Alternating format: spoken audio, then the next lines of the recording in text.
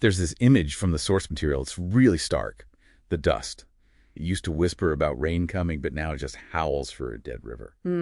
That feeling, that environmental loss, it really sets the stage for what we're digging into today. Yeah, exactly. We're looking at a mass climate migration model, but trying to see the human story within those systemic forces. Right. The goal is to pull out the key terms, the model's language, and trace that tragic path from just individual despair all the way up to global instability. So you can really grasp the mechanics of collapse that these sources describe. Let's start with Ilara and Kale.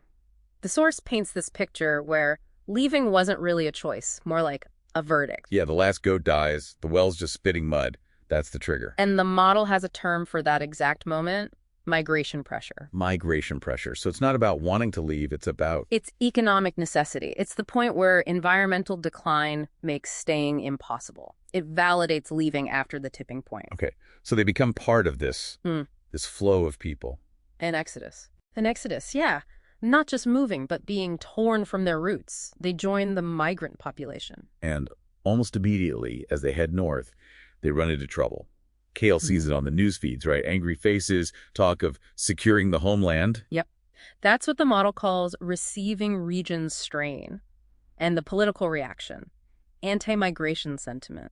Strain being the overload on actual resources. Ooh. Schools, water. Infrastructure failing to cope. And the sentiment is that political pushback. Which brings us inside the walls to Anya. Right, the policy analyst. She's tracking numbers, fear polling, while outside there are these camps. And her work highlights a critical policy failure, something that makes everything worse. We're talking about funding. Funding for adaptation measures. Things like desalination, better irrigation, the actual solutions. Exactly. But that funding gets cut again and again. It's redirected to build up the walls, reinforce the borders. And the justification is always about the immediate threat. Which the model labels shifting the burden. And this is key. It's presented not just as a bad choice, but as a structural feedback loop. A loop. How so? Well, focusing on the short-term security, the walls, it actively defunds the long-term solutions, the adaptation. So you basically guarantee the next crisis gets worse. Starving the cure to feed the symptom. Precisely. Okay, but let's push on that a bit. Building walls, controlling borders when there's a massive, rapid influx. Isn't that arguably a necessary step to prevent panic, manage the immediate chaos? You'd think so, maybe.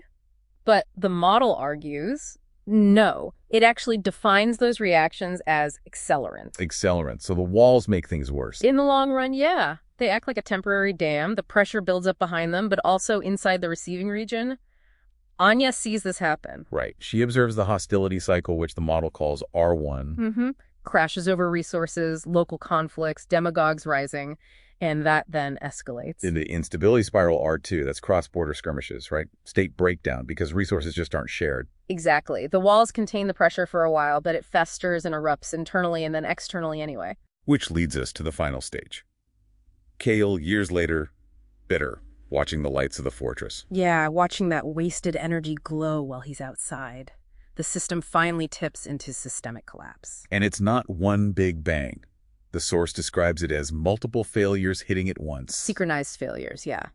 A pandemic breaks out in the camps. They're crowded, unsanitary.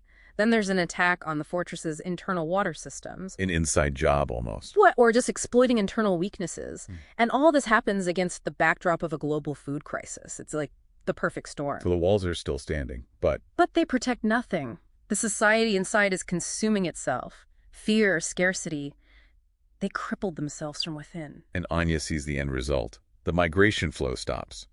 Not because the walls work. But because there was nowhere left to go. That's the grim part. The final sound is just that howling dust again. A system that fought the symptom, ignored the disease, until it was terminal. So the takeaway here, for you listening, is pretty clear from these sources. It highlights this immense danger. The danger of just reacting.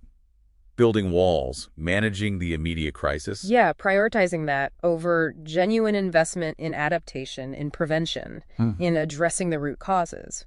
The model suggests that collapse wasn't just because of the migration itself, but because the response actively undermined the society's own resilience. So it makes you wonder, doesn't it, thinking about our own time.